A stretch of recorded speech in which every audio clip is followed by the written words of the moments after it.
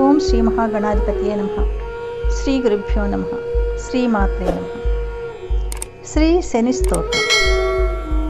ఈ స్తోత్రం పఠించిన లేదా విన్న శీఘ్రంగా నవగ్రహ అనుగ్రహం కలిగి ఏలినాటి శని, అర్ధాష్టమ శని లాంటి దోషాలు తొలగిపోతాయి. సంపదలు, ఐశ్వర్యము లభిస్తుంది.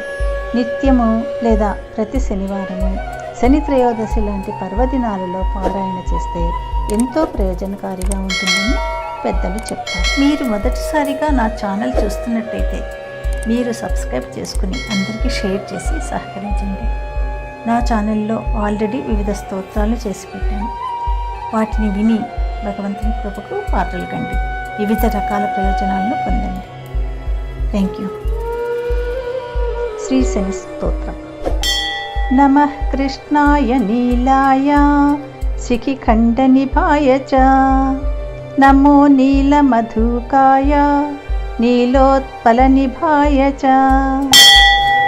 నమో నిర్మాంసదేహాయ దీర్ఘశ్రుతిజటాయ చ నమో విశాలనేత్రాయ శుష్కోదరభయానక నమః పౌరుషగాత్రాయ స్థూలరోమాయ తే నమః నమో నిత్యం క్షుదార్తాయ నిత్యతృప్తాయ తే నమః నమో ఘోరాయ రౌద్రాయ భీషణాయ కరాళినే నమో దీర్ఘాయ శుష్కాయ కాలదంష్ట నమోస్తుతే నమస్తే ఘోరరూపాయ దుర్నిరీక్షాయ తే నమః నమస్తే సర్వభక్షాయ వలీముఖ నమోస్తుతే సూర్యపుత్ర నమస్తేస్తు భాస్వరో భయదాయినే అధో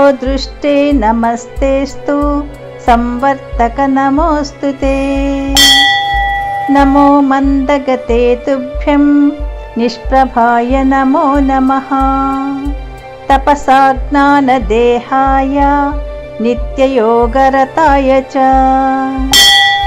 జ్ఞానచక్షుర్నమస్తేస్తు కాశ్యపాత్మజసూనవే తుష్టో దదాసి రాజ్యం త్వం క్రుద్ధో హరసి తక్షణాత్ దేవాసురమనుష్యాశ్చ సిద్ధవిద్యాధరోరగాః త్వయావలోకితాः సౌరే దైన్యమాసు వ్రజంతి తే బ్రహ్మా శక్రో యమశ్చైవ మునయః సప్త తారకాః రాజ్యభ్రష్టాః పతంతీహ తవ దృష్టావలోకితః త్వయావలోకితాస్తేపి నాశం యాంతి సమూలతః ప్రసాదం కురు మే సౌరే ప్రణత్వాహి త్వమర్థితః.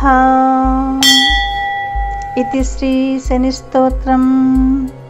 యదక్షర పదభ్రష్టం మాత్రాహీనం తు యద్భవేత్ తత్సర్వం క్షమ్యతాం దేవా నారాయణ నమోస్తుతే.